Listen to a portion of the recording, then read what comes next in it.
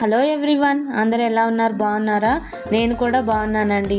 దీపావళి వస్తోంది కదా, అందుకని వాకిలి శుభ్రం చేద్దామని స్టార్ట్ చేశాను.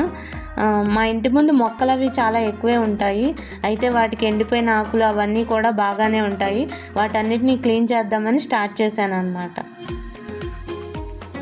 మొక్కలంటే ఇష్టం ఉండటం వల్ల మా బాల్కనీలో లాగే మా ఇంటి గుమ్మం ముందు కూడా అన్ని మొక్కలే ఉంటాయి.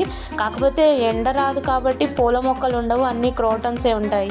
వీటికి కూడా చాలానే ఉంటుంది పని. ఎండిపోయిన ఆకులు తీయటం, అలాగే క్రీపర్స్ని మేనేజ్ చేయటం, అలాంటి పనులు చాలానే ఉంటాయి. క్యాజువల్గా పెంచడం స్టార్ట్ చేసిన మనీ ప్లాంట్ని అలా ఎక్స్టెండ్ చేస్తూ ఇంటికి తోరణంలాగా తయారైంది. దగ్గర 5 years నుంచి దీన్ని పెంచుతున్నాం కాబట్టి ఇది ఆ చివరి నుంచి ఈ చివరి దాకా ఎక్స్టెండ్ అయిందనమాట. మనీ ప్లాంట్ ఇలా హ్యాంగ్ అవుతూ ఉంటే బాగానే ఉంటుంది, కానీ ఇది ఏమవుతుందంటే రూట్స్ ఫామ్ అయిపోయి గోడకు అతుక్కుపోయి బలంగా తయారవుతున్నాయి. అందుకని ఎవ్రీ టైమ్ ఈ క్రీపర్ని వాటికి థ్రెడ్కి చుడుతూ ఉంటానన్నమాట. లేకపోతే గోడ కానుకొని గోడకి బలంగా రూట్స్ నాటుకుపోతున్నాయి. అపార్ట్మెంట్ అన్న తర్వాత వెంటిలేషన్కి ఛాన్స్ ఉండేది తక్కువే, కాబట్టి మనం పూల మొక్కల్ని ఫ్రంట్ సైడ్ పెంచలేము. బాల్కనీలో ఏదో కొద్దిగా ఎండ వస్తుంది కాబట్టి రోజెస్ లాంటివి పెంచగలుగుతాము.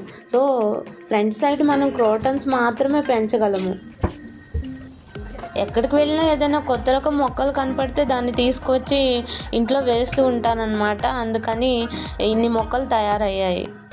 కానీ మొక్కల్ని పెంచడం కూడా ఒక మంచి హాబీ అనిపిస్తుంది.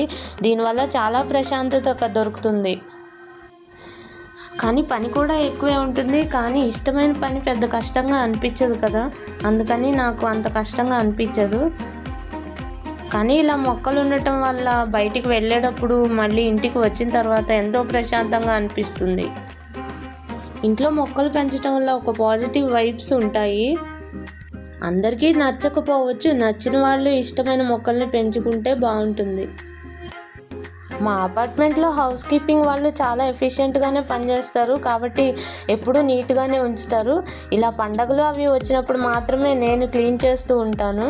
మిగిలిన టైంలో అంతా వాళ్ళే క్లీన్ చేస్తారు. ఈ మొక్కల్లో ఎండిపోయిన ఆకులు అవి అలా ఉండటం వల్ల కొంచెం తేడాగా అనిపిస్తూ ఉంటుంది. అందుకని ఎప్పటికప్పుడు ఎండిపోయిన ఆకులు తీసేస్తే పచ్చగా చూడటానికి కూడా చాలా బాగుంటాయి. అలాగే మేము ఈ మనీ ప్లాంట్తో పాటు లైట్లు కూడా పెడుతూ ఉంటాము. ఆ లైట్లు ఎప్పుడు 365 days అలానే ఉంటాయి.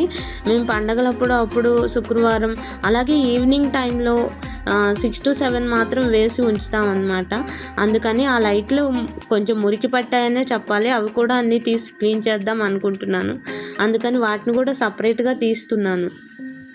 మొక్కలు కూడా నేను డైరెక్ట్గా కింద పెట్టను, ఎందుకంటే మట్టి స్టెయిన్స్ అవుతాయని చెప్పి నేలకి పెట్టను అనమాట.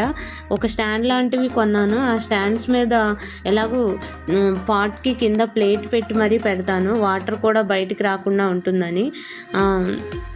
అలాగే హౌస్ కీపింగ్ వాళ్ళు క్లీన్ చేయడానికి కూడా ఈజీగా ఉంటుంది ఇలా పెట్టడం వల్ల. ఎందుకంటే మొక్కల మధ్యలో అయితే వాళ్ళు క్లీన్ చేయరు, ఈ స్టాండ్ అడుగునంటే వాళ్ళు ఈజీగా క్లీన్ చేస్తారు, కాబట్టి ఈ విధంగా ఏర్పాటు చేశాను. మొక్కల్ని పెంచడం కూడా చాలా కష్టమైన పని అండి. వాటిని గ్రూమింగ్ చేయటం, ఎండిపోయిన ఆకులు తీయటం, అలాగే పొడుగ్గా పెరిగినప్పుడు వాటికి సపోర్ట్గా స్టిక్ పెట్టడం, ఇలాంటివన్నీ చేస్తూ ఉండాలి. ఎంతో ప్యాషన్ ఉంటే తప్పితే మొక్కల్ని పెంచడం కష్టమే అవుతుందండి. 15 daysకి ఒకసారి క్లీన్ చేసినా ఇవి ఆకులు ఎప్పుడు ఎండిపోతూనే ఉంటాయి. సో దట్ క్లీనింగ్ అనేది నెసరీ అవుతుంది. ఎవ్రీ ఫెస్టివల్కి నేను ఇలాగా మొత్తం అన్నీ బయటకు తీసి ఒకసారి గోడల దగ్గర నుంచి క్లీన్ చేసి మరీ పెడుతూ ఉంటాను. లేకపోతే మెయిట్స్ అంతా క్లీన్ చేసినప్పటికీ మట్టి పేరుకుపోయి అలాగే ఎక్కువైపోతుందని నాకు అనిపిస్తూ ఉంటుంది. అందుకని ఫెస్టివల్స్ అప్పుడు ఇలాగ మొత్తం బయటకు తీసి ఒకసారి క్లీన్ చేస్తాను. క్లీనింగ్ అంతా అయిపోయిన తర్వాత మొక్కలకి ఇలా వాటర్ కొడితే ఆకుల మీద ఉన్న మట్టి అంతా పోయి మొక్కలు ఫ్రెష్గా నిగనిగలాడుతూ ఉంటాయి. శుభ్రత లేని చోట లక్ష్మీదేవి నిలవదని చెప్తారు. శుభ్రంగా ఉన్న వాకిళ్ళు, ముగ్గులున్న ముంగిళ్ళు, పసుపు గడపలు లక్ష్మీదేవికి ఆహ్వానం పలుకుతాయి. దీపావళి రోజు మనం లక్ష్మీదేవికి పూజ చేస్తాం కదా. లక్ష్మీదేవికి పూజ చేసే ముందు వాకిలంతా శుభ్రం చేసి ముగ్గులు పెట్టి దీపాలు అవి పెడతాము. అందుకని వాకిలి శుభ్రంగా ఉండటం చాలా ముఖ్యమైనది.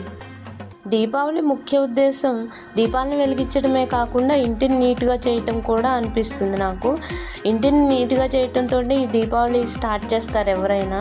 ఇంటి శుభ్రత మన జీవితంలో చాలా పాజిటివ్ ఎనర్జీని తీసుకొస్తుంది. అలాగే ఇల్లంతా నీట్గా ఉంటే మనసు కూడా చాలా ప్రశాంతంగా ఉంటుంది. అలాగే లక్ష్మీదేవి కూడా మన ఇంట్లోకి ప్రవేశిస్తుందని మన పెద్దవాళ్ళు చెప్తారు. పాత ప్రమిదలను కూడా మళ్ళీ రీయూజ్ చేయొచ్చు. అయితే వాటితో పాటు కొన్ని కొత్త ప్రమిదలు కూడా కొనాలి. అయితే కొంచెం వాటర్లో లిక్విడ్ సర్ఫ్, కొద్దిగా బేకింగ్ సోడా వేసి నానబెట్టి కడిగేస్తే ఆ జిడ్డంతా పోతుంది. అప్పుడు మళ్ళీ వాటిని యూజ్ చేయొచ్చు.